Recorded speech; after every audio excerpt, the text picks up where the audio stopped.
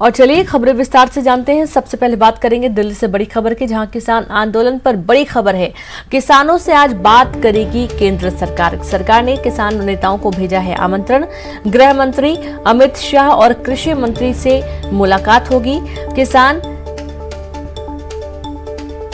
जथेबंदियों की केंद्र सरकार से मुलाकात होगी।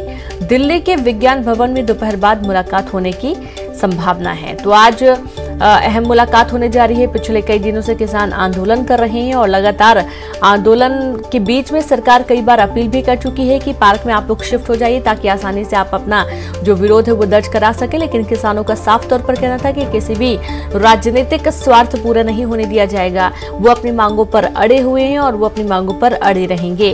तो आज गृह मंत्री अमित शाह और साथ ही केंद्रीय कृषि मंत्री नरेंद्र सिंह तोमर से मुलाकात करने की बात कही गई है। और ज्यादा जानकारी के साथ दिल्ली से संवाददाता विनीत जुड़ गए हैं। विनीत, आज हो सकता है कि बीच का रास्ता निकले, किसानों का आक्रोश कम हो, आज मुलाकात के लिए बुलाया गया है। जी निश्चित तौर पर रेणु, मैं आपको बताना चाहूंगा कि जिस तरह से कृषि मंत्रालय के सचिव के द्वारा यह चिट्ठी लिखी गई है और किसानों को यह कहा गया है कि वो बातचीत के लिए आए, बिना शर्त बातचीत के लिए आए। और कहीं न कहीं जिस तरह से आंदोलन खत्म करने की जो बात है उस पर में ज्यादा जोर दिया गया है। इसके साथ ही साथ मैं आपको यह भी बताना चाहूंगा कि जिस तरह से सरकार के द्वारा पहले 3 तारीख का ऑफर किया जा रहा था कि 3 तारीख को सरकार के द्वारा कहा जा रहा था कि किसान संगठन के जो नेता है वो आए, वो बातचीत करे और जो समस्या है या फिर जो किसान को लेकर के जो कानून बने हैं उसमें जो उन्हें जो दिक्कत है उस पर वो बातचीत करने के लिए तैयार है। अब सरकार पहले कर रही थी, हालांकि पहले भी सरकार की ओर से कहा गया था कि किसान जो है वो पहले भी आ सकते हैं और केंद्रीय मंत्री में से बातचीत कर सकते हैं, कृषि मंत्री से बातचीत कर सकते हैं। तो अब सरकार की ओर से औपचारिक तौर पर आमंत्रण में दिया गया है। आज का आमंत्रण दिया गया है, 1 दिसंबर का आमंत्रण दिया गया है और कहा गया है कि किसान नेताओं के जो प्रतिनिधि हैं वो आए यहाँ पर और सरकार से 3 बजे में वो कृषि मंत्री से बातचीत करे ताकि समस्या का, उनकी मांगों का पर को सुना जा सके और समस्या का समाधान किया जा सके। जी चलिए, बिल्कुल, बहुत शुक्रिया विनीत आपका तमाम जानकारी के लिए। तो समस्याओं का समाधान हो सके इसके चलते आज मुलाकात के लिए बुलाया गया है। किसान संगठन नेता पहुंचेंगे, देखना होगा कि आगे क्या होता है। मुख्यमंत्री शिवराज सिंह चौहान दिल्ली दौरे पर हैं। सोमवार देर शाम वे ओरछा से भाजपा सांसद ज्योतिरादित्य सिंधिया के साथ दिल्ली पहुंचे और दिल्ली में आज सीएम की प्रधानमंत्री नरेंद्र मोदी से मुलाकात हो सकती है। पार्टी के बड़े नेताओं के साथ ही सीएम शिवराज सिंह चौहान भी मुलाकात कर सकते हैं। प्रदेश में कैबिनेट विस्तार पर पार्टी के नेताओं के साथ सीएम शिवराज चर्चा भी कर सकते हैं।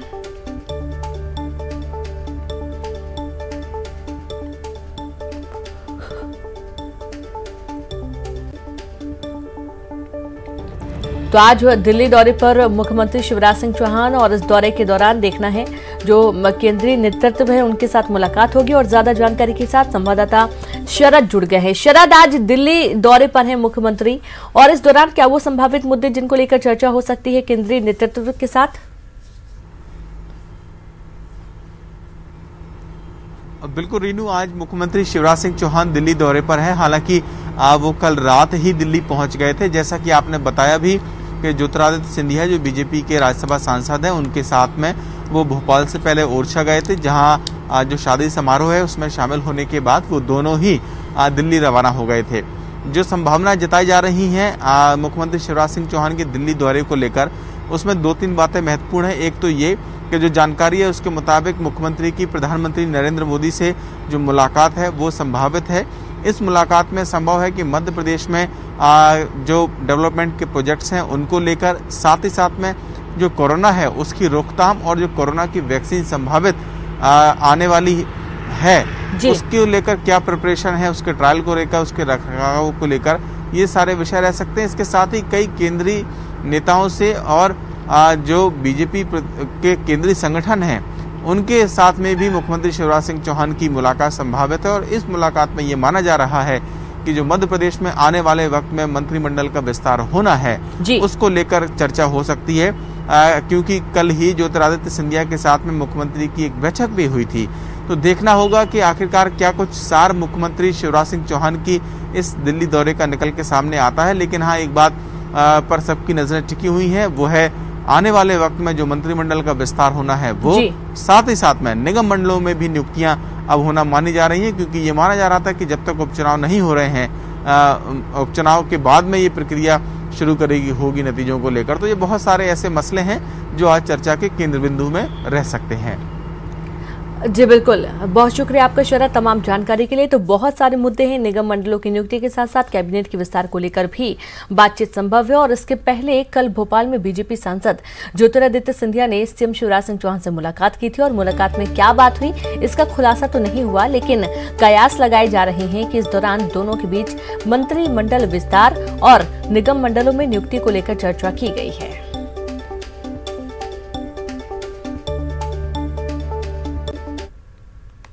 सीएम शिवराज जी ने कहा कि संसद में जो 3 कानून बनाए गए हैं वो किसान हितैषी हैं। उन्होंने कहा कि नए कानून से किसानों को नए विकल्प मिलेंगे। वहीं सीएम ने कांग्रेस पर हमला बोलते हुए कहा कि किसानों के नाम पर सालों से छलावा होता आया है। सीएम ने कहा कि एमएसपी की व्यवस्था लगातार खत्म होगी। वो पूरी तरह से किसानों के हित में है। अब किसान को अपनी फसल बेचने की स्वतंत्रता, वो मंडी में बेचे चाहे मंडी के बाहर बेचे, वो व्यापारी को बेचे चाहे फूड प्रोसेसर को बेचे, एक्सपोर्टर को बेचे, अगर उसके घर बैठे उसे अच्छे दाम मिल रहे हैं तो किसी को तकलीफ क्या है, किसान का नुकसान क्या है। एक के बजाय अनेक विकल्प किसान को मिले। अगर कोई कॉन्ट्रैक्ट फार्मिंग करना चाहता है और कोई उसको बोनी के समय ठीक दाम दे रहा है और किसान को लग रहा है कि इस दाम पे जब मेरी फसल आएगी, उपज आएगी, बिकेगी तो मुझे फायदा है, तो किसी को दिक्कत क्या है। और वो भी ऐसे प्रावधानों के बावजूद कि अगर कीमत बहुत ज्यादा बढ़ गई तो किसान उस करार से बाहर भी आ सकता है। अगर कोई व्यापारी अनलिमिटेड किसानों की फसल को खरीदना चाहे, उत्पाद फल हो सब्जी हो खरीदना चाहे, तो उस पर लिमिट क्यों होनी चाहिए। अगर स्टॉक पर सीमा नहीं होगी तो खरीदी ज्यादा होगी, दाम ठीक मिलेंगे। सीएम शिवराज सिंह चौहान ने जनता को संबोधित करते हुए कहा कि कोरोना का संक्रमण फिर बढ़ रहा है। बढ़ती सर्दी के साथ ही संक्रमण तेज हो रहा है और कोरोना के लड़ने के समाज की जो सहभागिता है वो काफी अहम है। सीएम ने कहा कि जब तक दवाई नहीं आती ढिलाई नहीं बरतनी चाहिए। बढ़ती सर्दी के साथ संक्रमण का खतरा लगातार बढ़ता है, इसलिए अभी सावधान रहने की जरूरत है। भोपाल, इंदौर, ग्वालियर, जबलपुर, रतलाम, धार, विदिशा ऐसे जिले जहां और विशेष ध्यान देने की आवश्यकता है। कोरोना संक्रमण को रोकने के लिए समाज के साथ मिलकर हम हर संभव उपाय कर रहे हैं, कोई कसर नहीं छोड़ रहे हैं। और खुशी की बात यह है कि अब जल्दी वैक्सीन आने की संभावना भी बढ़ गई है, लेकिन अभी जब तक दवाई ना आ जाए तब तक ढिलाई नहीं बरतनी, हमारे प्रधानमंत्री जी ने कहा है। इसलिए सावधान रहें। पेट्रोल डीजल की कीमत को लेकर कांग्रेस ने बीजेपी पर निशाना साधा। राज्यसभा सांसद विवेक तनखा ने कहा कि आज पेट्रोल और डीजल आम आदमी की पहुंच के बाहर हैं। बीजेपी ने इसको एक फ्री इकोनॉमी की तरफ देश को ले जा रही है। फ्री इकोनॉमी अमेरिका में हो सकती है जहां हर चीज पर्याप्त है, जहां पर कैपिटा इनकम अच्छी है। फ्री इकोनॉमी उन देशों में नहीं हो सकती है जहां 80% लोग आपकी गरीबी की रेखा में है। वहां अगर हम सोशलिस्टिक आइडियाज के साथ आगे नहीं चलेंगे तो ये देश कभी यूनाइटेड नहीं रह पाएगा। और वक्त एक ब्रेक का है, हम जल्द हाजिर होंगे।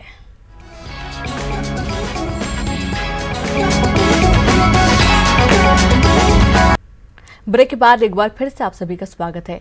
ग्वालियर नगर निगम के सिटी प्लानर प्रदीप वर्मा के घर ईओडब्ल्यू की कार्रवाई के बाद नगर निगम के कई कर्मचारी भी विभाग के नजर में हैं। इस मामले पर ग्वालियर नगर निगम के पूर्व महापौर और ग्वालियर सांसद विवेक नारायण शेजवलकर ने कहा कि प्रशासन का ये कदम सराहनीय है और उन्हें पूरा भरोसा है कि निगम में भ्रष्टाचार खत्म होने तक ये कार्रवाई जारी रहेगी और ग्वालियर नगर निगम सुशासन के लिए जाना जाएगा। आपको बता दें कि ईओडब्ल्यू की कार्रवाई में निगम के सिटी प्लानर प्रदीप वर्मा को 5 लाख की रिश्वत लेते हुए पकड़ा गया था और साथ ही उनके घर से 5 लैपटॉप, 15 पेन ड्राइव और नगर निगम के कई महत्वपूर्ण दस्तावेज और फाइलें भी बरामद की गई थी, जिनकी छानबीन जारी है और जल्द ही खुलासे होने की संभावना है। देखिए, कई तरह के मामले कई अधिकारियों पर चल रहे हैं, किसी में कार्रवाई भी हो रही है। मैं तो ये अपील करूंगा शासन से कि उन सब में जल्दी से जल्दी कार्रवाई करें और जो भी दोषी हों उनको सजा मिले, कड़ी कार्रवाई हो, जिससे कि सुशासन की जो हम बात करते हैं वो लाने में मदद हो सके। ग्वालियर में क्राइम ब्रांच को बड़ी सफलता मिली है। यहां मुखबिर की सूचना पर क्राइम ब्रांच ने पनिहार क्षेत्र से 2 हथियार तस्करों को 8 पिस्टल सहित गिरफ्तार किया है। पुलिस के मुताबिक दोनों तस्कर खरगोन से अवैध हथियार का जखीरा लेकर ग्वालियर पहुंचे थे। यहां इन हथियारों को खपाने की कोशिश में थे, लेकिन उससे पहले पुलिस ने उन्हें दबोच लिया। एएसपी सत्येंद्र तोमर का कहना है कि ग्वालियर पुलिस लगातार अवैध हथियार तस्करी करने वालों की धरपकड़ में जुटी हुई है। इससे पहले भी कई हथियार तस्करों को गिरफ्तार किया जा चुका है।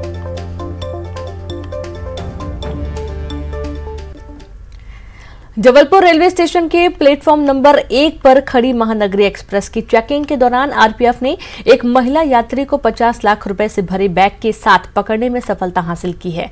बताया जाता है कि महिला यात्री जबलपुर की रहने वाली है और वह महानगरी एक्सप्रेस से रुपए लेकर मुंबई जाने की फिराक में थी। 50 लाख रुपए बरामद किए जाने की जानकारी आयकर विभाग को भी दी गई और इसके बाद आयकर विभाग के अधिकारी भी आरपीएफ पोस्ट पहुंच गए। आरपीएफ को रुपए हवाला के होने की शंका है। महिला यात्री है, वो थोड़ी संदिग्ध अवस्था में मिली, तो उसको पकड़कर पूछताछ करने पर उसने बताया कि हम पैसा लेकर जा रहे हैं। दो पंचों के समक्ष से उसकी पंचांग बनाने पर उसने 50 लाख रुपया नगद 500 की नोट वो ले जाना पाया गया, तो उसको जब्त किया गया है और 10 लाख से ज़्यादा होने के कारण इनकम टैक्स विभाग को हमने सूचित किया है। वो उनके आदमी आ गए हैं और कार्रवाई कर रहे हैं। मंडला में गन्ने की फसल में आग लग गई। आग से करीब 5 एकड़ गन्ने की फसल पूरी तरह जलकर खाक हो गई। खेत में आग लगने की वजह पराली जलाना बताया जा रहा है। दमकल ने काफी मशक्कत के बाद आग पर काबू पा लिया। आग लगने की खबर मिलने के बाद एसडीएम बिछिया और पुलिस की टीम मौके पर पहुंची थी।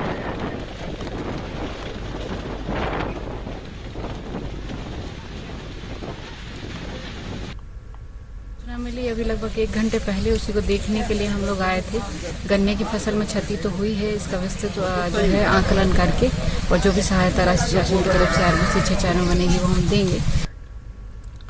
रीवा के निमगहनी गांव में एक बेटे ने अपने ही पिता की लाठियों से पीट कर हत्या कर दी। पुलिस ने आरोपी बेटे को गिरफ्तार कर लिया है। बताया जा रहा है कि युवक का पिता अक्सर उसकी मां के साथ मारपीट करता था, जिसको लेकर अक्सर विवाद होता रहता था। आज फिर पैसे के लेन देन को लेकर विवाद हुआ और पिता ने अपनी पत्नी की लाठियों से पिटाई कर दी। मां की पिटाई से गुस्साए बेटे ने उसी लाठी से पीट कर अपने पिता को मौत के घाट उतार दिया। कुछ काम नहीं करता था और इसी बात पर से कुछ कहता था मुझे पैसे दो, नहीं तो मैं ज़मीन बेच दूंगा। तो पति पत्नी के बीच में विवाद हुआ और पिता जो था, मृतक जो था, वो पत्नी को मारने के लिए डंडा लेके दौड़ा था। तो वो लड़का है, उसने डंडा छुड़ा के पिता को उसी डंडे से मार दिया। तो ये मामला निश्चित रूप से एक पारिवारिक मसला था, जो बाद में लड़के के ऊपर 302 का प्रकरण पंजीबद्ध करके उसको गिरफ्तार कर लिया गया है। रीवा में लव जिहाद का मामला सामने आया है, जहां 1 महीने से एक युवती लापता है और उसकी मां लगातार थाने के चक्कर काट रही है, लेकिन पुलिस अब तक कोई सुराग नहीं लगा पाई है। बताया जा रहा है कि युवती पड़ोस में सिलाई सीखने जाया करती थी, तो वहीं के एक मुस्लिम युवक से उसका प्रेम प्रसंग चल रहा था और अचानक एक दिन दोनों एक साथ लापता हो गए। युवती के परिजनों का आरोप है कि उनकी बेटी को बहला फुसलाकर भगाया गया है। हालांकि अब मामले ने राजनीतिक तूल पकड़ लिया है और मामले को लेकर बजरंग दल ने एसपी से कार्रवाई की मांग की है, जिसके बाद पुलिस ने जांच करते हुए जल्द ही निष्कर्ष पर पहुंचने का भरोसा दिलाया है। लड़की के 5 तारीख के लापता है, कुछ कार्रवाई नहीं भाई। अब हम लोग बोले कि सिलाई करती थी, कहाँ गई कहाँ नहीं। अब वो लोग बुलाती थी, पता नहीं कि कहाँ लेके गए। अभी महिला थाना आई है, आप क्या जवाब दिए? कुछ भी नहीं बोले। क्या बोले? परिजनों ने कुछ शंका व्यक्त की है कि लड़की हमारी जहाँ सिलाई का काम सीखने जाती थी जिस जगह पे, उस जगह पे कुछ लड़के भी आते थे। उसमें से एक लड़के के ऊपर उन्होंने शंका व्यक्त की थी। थाना प्रभारी कोतवाली के द्वारा उस लड़के के परिजनों को और उसको सबको बुला के पूछताछ की गई है। वो लड़का भी गायब है, ऐसा संदेह है कि हो सकता है कि वो लड़का लड़की साथ में ही हो। ग्वालियर में नर्सिंग स्टाफ का आंदोलन जारी है। कोरोना काल में स्वास्थ्य विभाग ने नर्सिंग स्टाफ को 3 महीने अस्थायी नौकरी पर रखा, लेकिन अब इनको नौकरी से हटा दिया गया। ग्वालियर में ऐसे करीब 100 से ज्यादा नर्सिंग स्टाफ हैं। ये लोग बहाली की मांग कर रहे हैं। इनका कहना है कि जब तक इनकी मांग नहीं मानी जाएगी, आंदोलन जारी रहेगा। हम लोगों का मुख्यमंत्री जी से, प्रधानमंत्री जी से निवेदन है कि जब कोरोना काल चल रहा था, जिस समय विकट परिस्थितियां थी, एक पैंडेमिक डिसीज थी जो ऑल वर्ल्ड में फैली हुई थी और इससे कोई भी अनभिज्ञ नहीं है, उस वक्त उन्होंने हम लोगों को यहाँ पर भर्ती किया था। भर्ती करने के बाद में आज जब थोड़ा सा कोरोना का असर कम दिख रहा है, लेकिन है नहीं, सिर्फ दिखाया जा रहा है ये, ठीक है, तो वो हम लोगों को निकाल रहे हैं, तो ऐसा नहीं चलेगा। दूसरी बात, एमपी गवर्नमेंट ने जब बोल रही है कि 1001 स्टूडेंट नर्सिंग स्टाफ की उन्होंने भर्ती करी है, आप लोगों ने न्यूज़पेपर में भी इसको हाईलाइट किया था।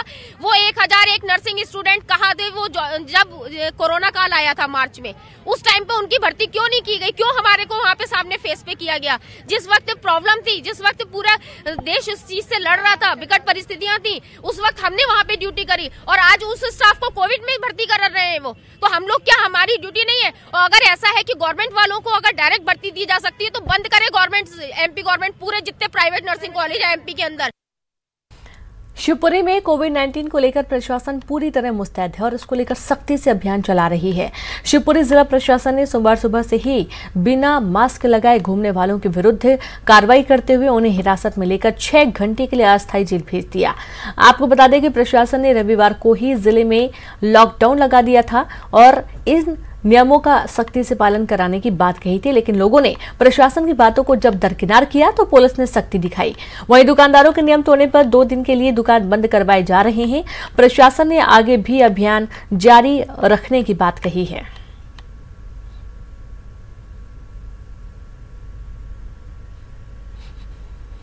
और इसी के साथ इस बुलेटिन में इतना ही। नमस्कार।